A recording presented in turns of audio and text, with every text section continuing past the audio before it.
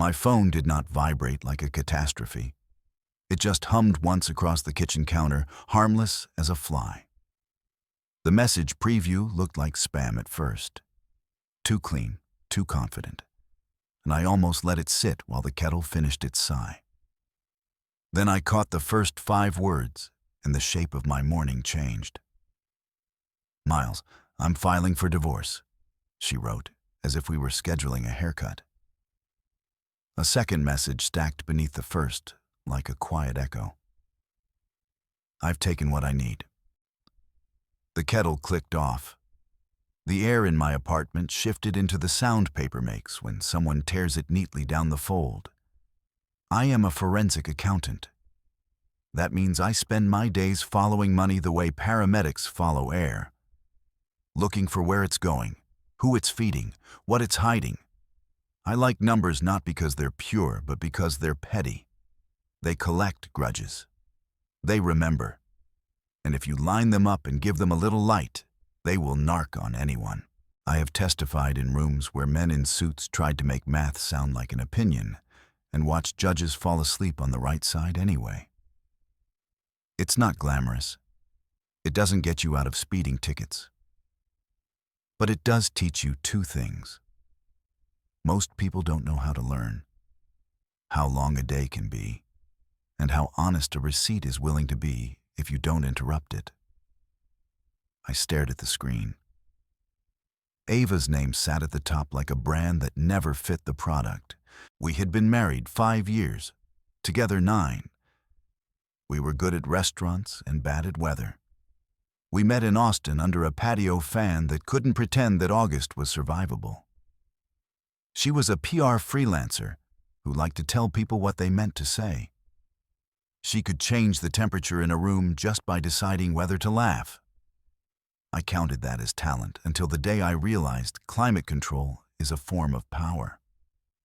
A third message arrived. This one was a screenshot of our joint checking account. The balance read 0. Not low, not oops. Just the clean kind of nothing that tells you the person who made it happen has been planning the moment they could send a picture like this and feel righteous. The timestamps told a story in the clipped sentences computers prefer. 7:58 a.m., payroll deposit. 8:02 a.m., Zelle transfer to Kane Group LLC. 8:07 a.m., debit card, cash advance, branch 014. 8:12 a.m., ATM withdrawal, same branch. 8:21 a.m., cashier's check issuance, payee redacted. Between those events, 2 Starbucks charges like someone wanted to prove they were human. I didn't type back. There is nothing you can send a person in the first 15 minutes after they declare a war they think looks like a boundary that will change their mind or make your own life easier. I set the phone down and opened my laptop because grief can wait and money does not. I logged into the bank and screen recorded what was left. A blueprint of a morning with intention. The payroll deposit had hit at 7:58 on the dot, because payroll is a machine when feelings are a fog. The withdrawals resembled a smash and grab done politely, small enough to dodge some alerts, rapid enough to get ahead of me. The branch was a credit union where the tellers know your kids' names if you have them. We do not. Ava said she wanted to start a family in a world that knows how to love. I learned that meant start a brand. I called the bank's customer line because that's what a normal person would do, and because I didn't want to start with the hard conversations. The woman on the phone had the voice of someone who has seen every version of this movie and refuses to be a critic. "I see the transactions," she said. "Unfortunately, as a joint owner, Ms. Sinclair is authorized. We can place a note on the account and freeze further activity if both parties agree." I thanked her. She apologized in the way professionals apologize when they are sorry about the world, not the policy. She suggested I open a new account for my direct deposit. I already had the HR portal open. I changed the route for the next paycheck to a bank that doesn't know my marriage name. I poured the tea because routine is a leash you can hold on to when the dog runs. The apartment felt like a set that had been struck. Walls still standing, props in place, actors gone. I texted my manager that I needed to push a client call to the afternoon. Integrity for hire requires an hour now and then for personal fires. Then I did what people do when they pretend they are fine. I cleaned the sink. When the sponge squeaked against the stainless steel, I laughed hard enough to choke because the sound was exactly like the noise my life made. Clean and wrong. At 8:45, Ava sent another message. It was a paragraph this time, formatted like a press release. Miles, I need space and clarity. You've been emotionally unavailable. This is the healthiest move. Don't make this messy. I read it twice and pictured her practicing it into a mirror, so the version that landed in my phone would cut at the right depth. I typed a response and deleted it. I typed another and deleted it. Then I wrote what my lawyer would want to read. Received. For clarity, you withdrew all funds from joint account ending 2314 between 8:02 and 8:21 a.m. today. I will communicate through counsel. Please direct any financial matters to my attorney once I provide contact. This is your notice not to dissipate marital assets further. I sent it. It felt like putting a napkin over a spill, so it knew you had seen it. I called Sloan Patel at 9:03 a.m. because good lawyers do not sleep when money is moving. She answered on the second ring. Tell me the whole thing in numbers first, she said. I loved her for that. I gave her the timestamps, the amounts, the recipients where I could, the screenshots saved to 3 places, the change to direct deposit. I told her about the joint account's long, uncomplicated history, the lack of prenups, the 5 years of tax returns that read like 2 people who believed in withholding and health care. I told her Ava had messaged that she had taken what she needs. Sloan exhaled like someone opening a file drawer. Okay, she said. We're going to do 3 things today. 1, we'll get a temporary restraining order to prevent further transfers and require preservation of the funds taken. 2, we'll move for a constructive trust on any funds transferred to third parties on or after today's date.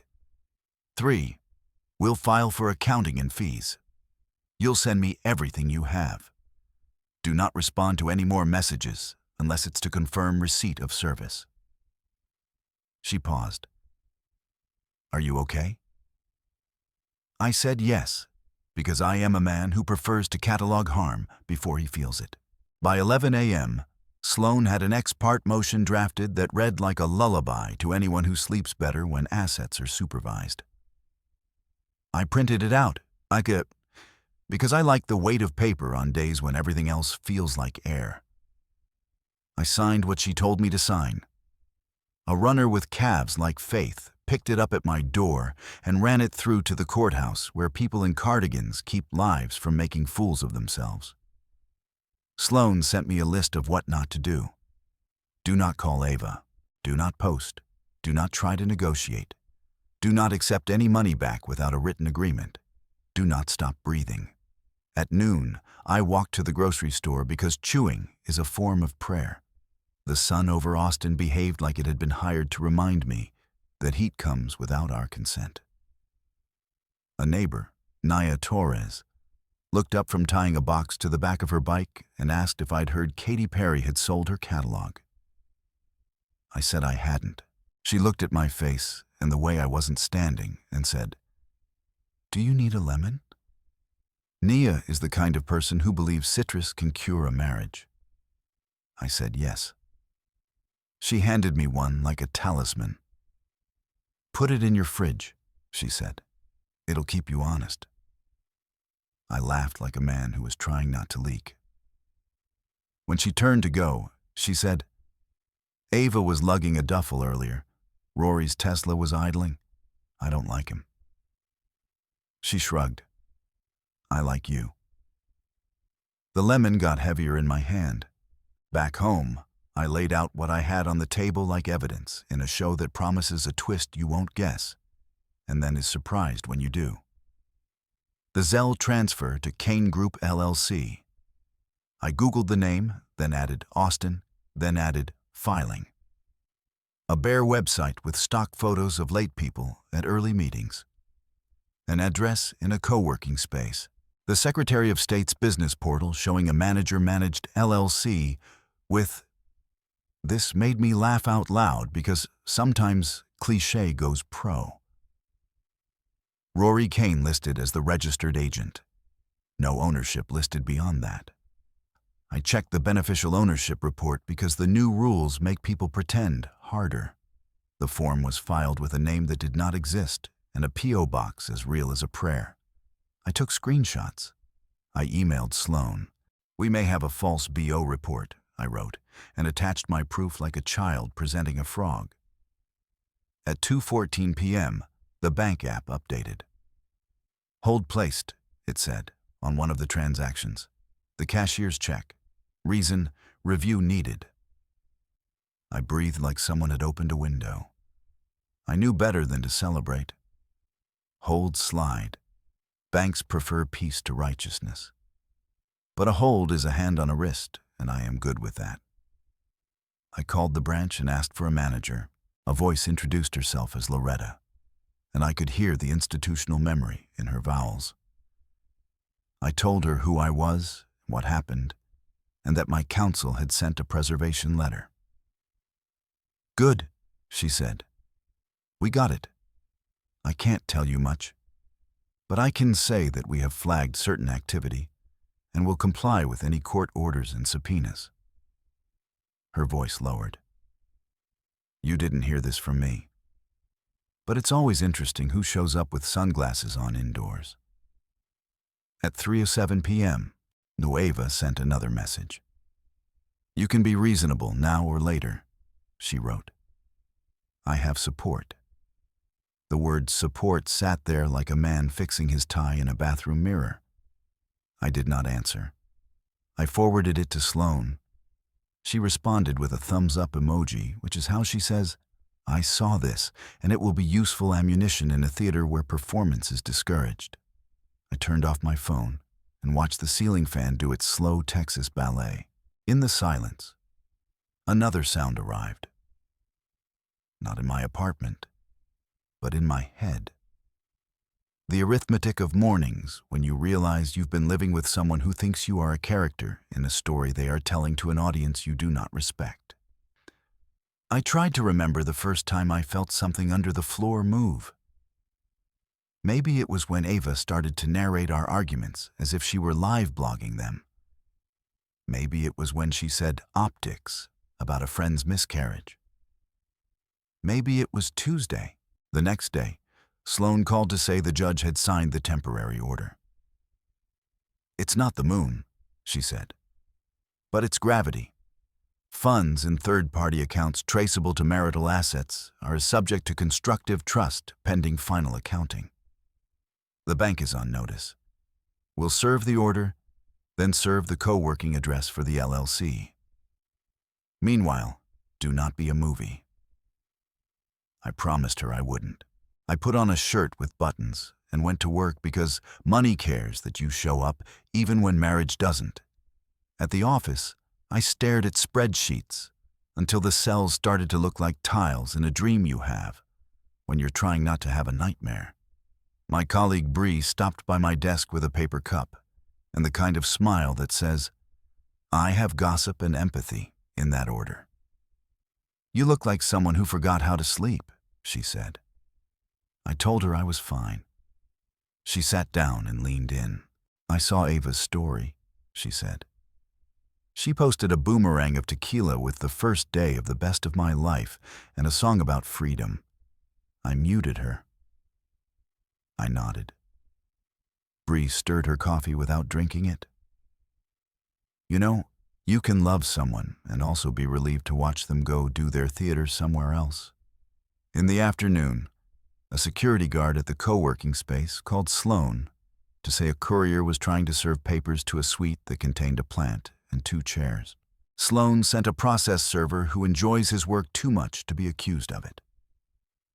He found Rory at a cafe where the scones were $7 and repentance was on the menu, but nobody ordered it. The server set the envelope gently on the table like a tip. Rory rolled his eyes and took a picture of the papers for his feed. He captioned it, "Haters," which is how men spell consequence when they don't know the letters. That night, I drove to the branch because effort has physical requirements, and I needed to witness a building that had participated in my day. The parking lot had the half-lit look of American commerce after dinner. A woman in scrubs stood at the ATM explaining the concept of digits to a toddler. I sat in my car and watched the door. At 8:37 p.m., the bank manager, Loretta, locked up and saw me.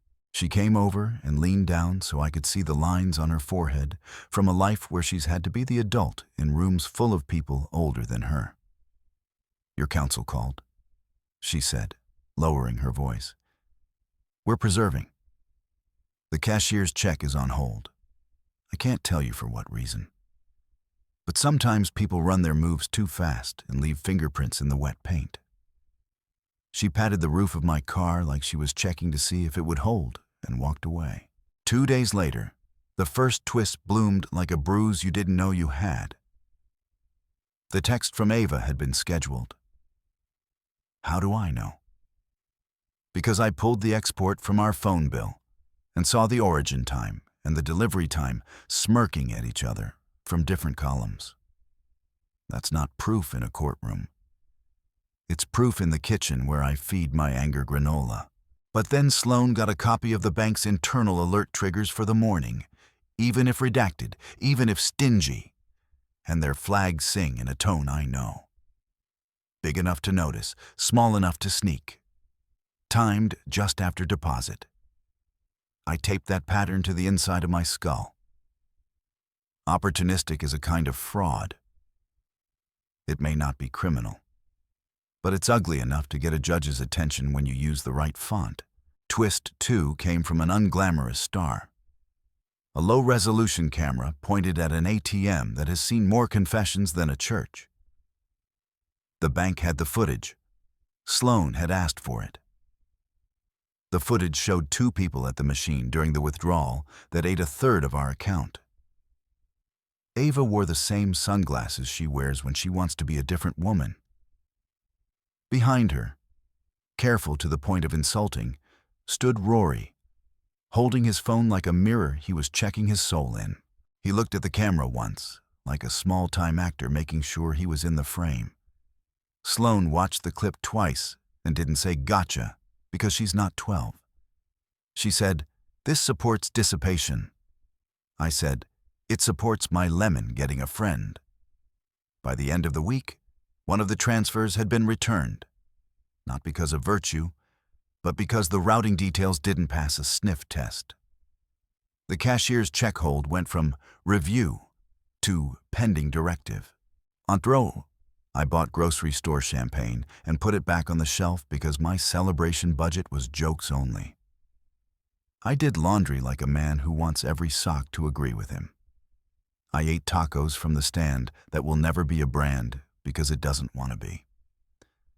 The girl at the counter called me Mijo and remembered my order. I let that be enough evidence of goodness for the day. The message about dinner came from Ava's mother, Ruth, who believes the solution to most human disasters is roast chicken and a half bottle of wine per person.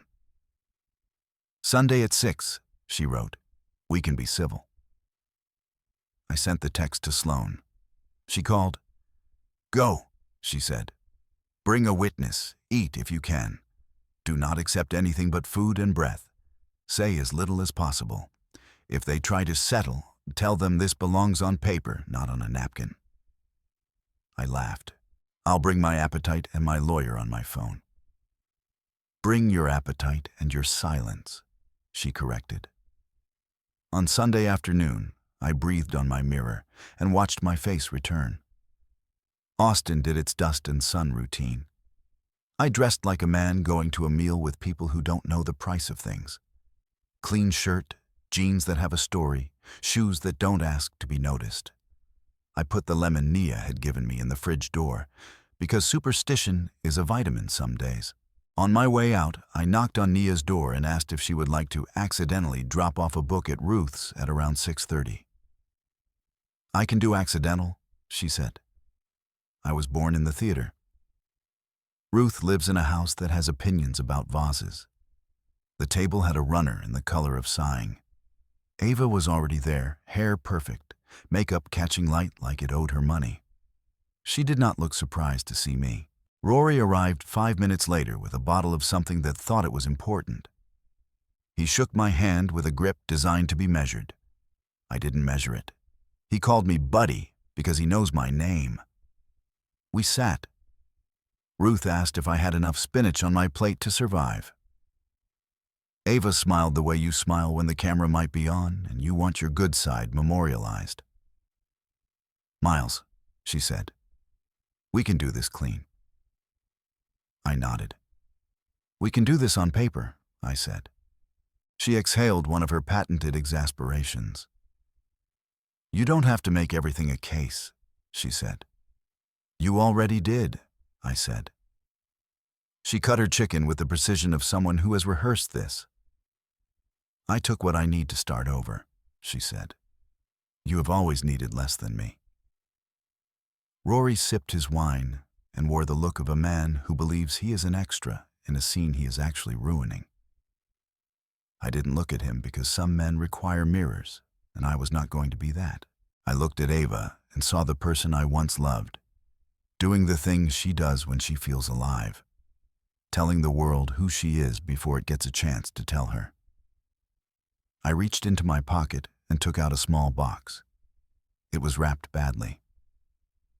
I set it on the table, next to my plate. Ruth leaned in like a child. "Is it a peace offering?" she asked. "It is a surprise," I said. "But it's not for me." Ava laughed. "If this is a ring, your timing is—" She didn't finish because the doorbell rang. Ruth looked at me. I started to stand. Ava said, "I'll answer it, because control is her cardio." She opened the door. A man with a calm face and a clipboard smiled at her. "Ms. Sinclair?" he asked. "Yes," she said, already annoyed. He handed her an envelope and a copy of his card. "You've been served," he said, in the softest voice I've ever heard those words delivered. "Temporary restraining order, constructive trust notice, and supporting documents. Have a nice evening." He left. He did not admire his own work. Ava turned back into the dining room with the envelope like it was a feral cat. "Are you kidding me?" she asked. "At my mother's table?" I picked up the badly wrapped box and slid it across to her. "Open it," I said. She did. Inside was a set of printed screenshots. The ones from the bank app with the timestamps, the ATM still of her and Rory, the Secretary of State's LLC page with the false BO data highlighted, and the court's order on paper that had a seal at the bottom like a tired sun. On top of it all was a note in my handwriting. "We can do this clean, or you can let him help you be messy. Paper will always be patient." Rory laughed, too loud, because men like him think noise is a disinfectant. "You think a piece of paper means anything?" he asked. Sloan had predicted that. On cue, my phone buzzed with a message from her. "Serve went through," it read. "Bank acknowledged. Cashier's check on hold pending order. They'll freeze further distribution. Do not engage." I put my phone face down and took a bite of chicken. It was dry. I chewed anyway. Ruth stared at her daughter like she was seeing a different picture than the one she hung. "Ava," she said, just her name, like a poem that doesn't need a second stanza. Ava looked at me like I had robbed her of a performance she was ready for. "You're going to make me return it," she said, like I was forcing lettuce on a child. "The court is," I said. "I'm just the man who kept the receipts." Rory stood, because standing is dramatic. "We're leaving," he announced, because he likes verbs. "That's fine," I said. "Please take your wine. Paperwork doesn't ruin a table. People do." They left. Ruth sat down like the chair wasn't there for her. She pushed the runner into a small, angry ocean. "You should have told me," she said to me, and then shook her head at herself. No, she should have told me. She put her hand over mine and squeezed it, hard enough to feel real. "You're not unlovable," she said. Which is the kind of sentence people say when they have run out of advice and want to leave you with something that costs them nothing and means what it can. I said thank you. Then I washed dishes in her sink because some rituals make strangers into family and criminals into someone else's problem. 2 days later, Rory tried to move money out of the LLC into a new account with a playful name that made compliance officers sigh. The bank froze it because Sloan had given them the legal equivalent of an electric fence. He called me because men like him think persistence is a locksmith. "You win," he said. "I'll give you the texts." I didn't say anything because sometimes silence is cheaper. He sent screenshots of Ava telling him the morning's plan, the scheduled message, the deposit time, the Starbucks order for optics, and the way to split the cash so it wouldn't be too flaggy.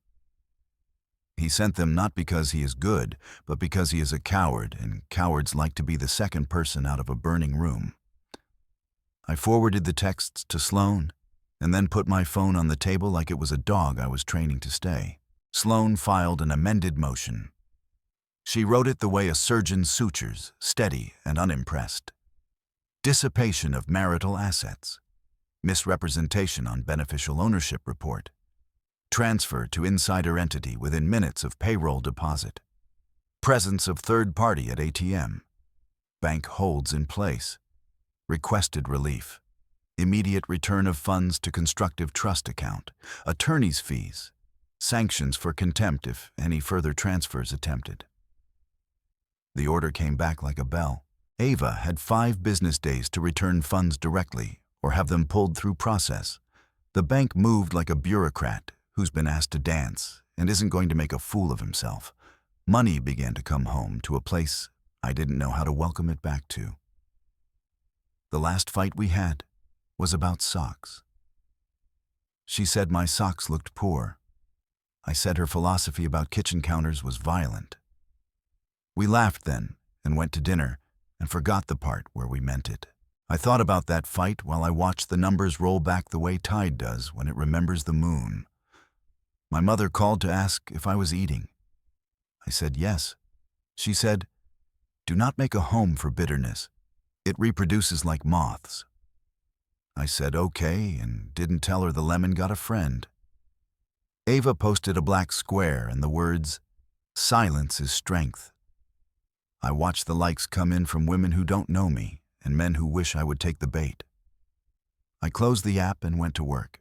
The client wanted to know whether the vendor they chose because he bought them cocktails was also stealing their expense reimbursements. He was. I wrote a memo so clean it could be used to cut hair. Bree put a cupcake on my desk and wrote "eat" on a post-it, because she knows that men who study theft forget to feed themselves. Nia knocked on my door with a plant. "It's a philodendron," she said. "They don't die unless you ghost them." She put it on the windowsill and looked around my apartment like she was taking inventory in case I fell apart and needed a friend who knows where the forks are. "So," she said, "is the surprise done?" I shook my head. "The surprise is that the surprise is boring," I said. "It's paper and court dates and the part of yourself that refuses to improvise." She nodded. "That's the only kind that lasts," she said. "Anything loud would make you ugly. We went to the credit union to sign something Sloan told me to sign so that future me wouldn't hate present me." Loretta smiled without smiling and slid the paper across. You're doing it right, she said. Most folks make it a show. She stamped a thing that needed stamping and said, "This is the part nobody posts." I liked her intensely. The hearing for fees was scheduled for a Tuesday, which is exactly the kind of day justice prefers. Ava's lawyer tried to make an argument about emotional duress and a woman seeking autonomy. Sloan let her speak and then took out the receipts one by one and set them on the table in neat rows. Not cruel, just organized. The judge nodded the way people nod when the conclusion they've been waiting to reach finally shows up at the door with its ID. "Return of funds is ordered," she said. "Attorney's fees as documented. No further transfers without mutual written agreement. Parties shall maintain status quo." She banged the gavel not because it was necessary, but because sometimes you have to declare the heir official. After court, in the hallway that smells like envelopes and disappointment, Ava came up to me and said, "You made me look like a thief." I said, "You made you look like a thief. I made you look like someone who left fingerprints." She flinched. "You were never going to be generous," she said. "You don't know how." I wanted to tell her about all the places I have found generosity, starting with the woman at the taco stand who calls me mijo, and the man at the bank who said "sir" even when I felt like a child, and the strangers who hold elevator doors without needing applause. I wanted to tell her I was generous with what mattered: time, attention, boredom. Instead, I said, "I know how to be fair." She rolled her eyes. "Fair is cheap," she said. "Fair is all I can afford," I said. The money came back in pieces, like a puzzle arriving by mail. The LLC wrote a check under duress. The cashier's check never left its limbo. The ATM cash was accounted for by the photos of a man in sunglasses who thought cameras make you famous and learned they make you legible. Ava wired back the rest with a message to Sloan that read, "This is abusive." Sloan wrote, "This is compliance." I framed that one in my head and hung it over my kitchen sink. The apartment began to feel like it belonged to me and not to the fight. I bought 2 new towels that didn't match any memory. I put the lemon rind down the disposal and listened to the machine make confetti. I slept. I woke up. I ran past the lake and let my lungs remember they were not symbolic. I passed a couple fighting about whether the dog's name should have 2 syllables. I wished them love and a better day. Sometimes, late, I look at the box with the screenshots and the order and the copy of the BO report with the fake name, and I feel nothing. That used to worry me. Indifference is a cousin of despair. But Sloan told me indifference can also be the body's way of not letting the past rent a room. "You left the theater," she said, dry as hard bread. "Let them sing. You have receipts." I think she might be the person I trust most in this city. Weeks passed. Rory's Instagram got quieter in the way people get quiet when the algorithm stops loving them. Ava posted pictures of sunsets with captions about growth. I still don't know who takes the pictures. I still don't ask. Ruth invited me to dinner and made chicken that wasn't dry and said, "I am not taking sides," which is the truest sentence she has spoken about anything we have ever done. I thanked her for the spinach, even though I don't like spinach. She packaged leftovers because mothers believe in tomorrow, even when you're unsure you do. One afternoon, Nia and I put together a bookshelf. She read the instructions like literature. I measured twice and cut once, which is a metaphor in my line of work, but also results in shelves that don't list. We drank beers and arranged my books so that my favorite ones had the best angles. "What are you going to do now that your wife divorced you by text and emptied your account?" she asked, so the universe could hear itself. "I'm going to let the surprise be my life," I said. She clinked her bottle against mine, not gentle and not hard. A month after the hearing, I saw Ava in line at the Tex-Mex place where we used to order too much queso on purpose. She looked thinner in that way. Stress likes to masquerade as discipline. We nodded. It was the nod you give to someone you once trusted with your face. "You got what you wanted," she said. "No," I said. "I got what we both deserved." She laughed. "You'll make a great witness one day," she said. "I already am," I said, and took my tacos to go.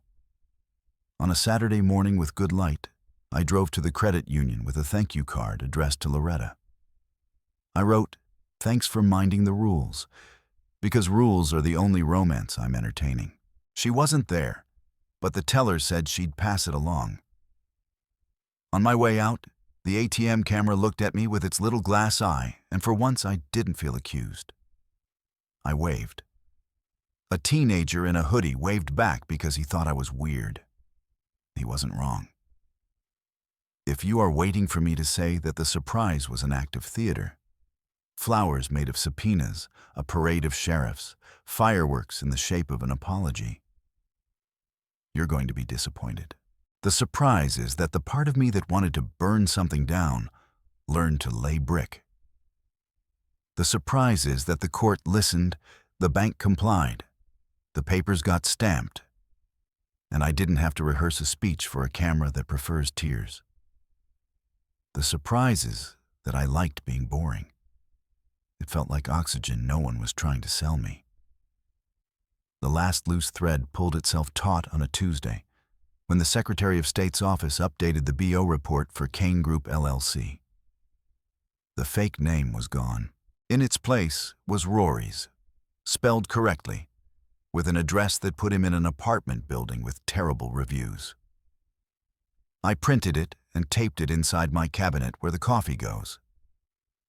That way, I see it every morning and remember that sunlight is not a metaphor. It's a practice.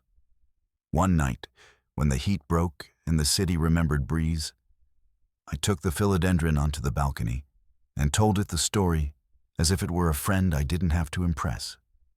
"She divorced me by text," I said. "She emptied the account." I did not drown. The plant said nothing, which is the kind of company I keep these days on purpose. I thought about the version of me that would have sent a long message back, that would have performed being wounded, that would have asked people to pick a side in a war I was too proud to admit I was losing. I was grateful to him for dying. On the anniversary of the morning my phone hummed and my life made that paper sound, I woke up early and ran by the lake. The sun came up like a good idea that doesn't need to be explained. I felt ordinary in a way that would have offended a younger me. I went home, made coffee, and opened a new Word document titled Normal. The cursor blinked like a pulse. I wrote, "I bought 3 lemons and a plant that refuses to die." I called my mother. I signed a lease that has only my name on it. I remembered to eat. I paid my lawyer happily. I filed my taxes the way people pray. I kept the receipts. Later that day, I saw Nia on the sidewalk arguing with her bike lock like it owed her $10. "You still keeping that lemon?" she asked. "I gave it friends," I said. "They gossip in the fridge at night." She snorted. "Good, let them talk. You don't need to." I asked if she wanted tacos. She always wants tacos. We sat on the curb with salsa running down our wrists, like proof that we still know how to make messes we're proud of. She said, "Promise me the next surprise in your life won't be a restraining order."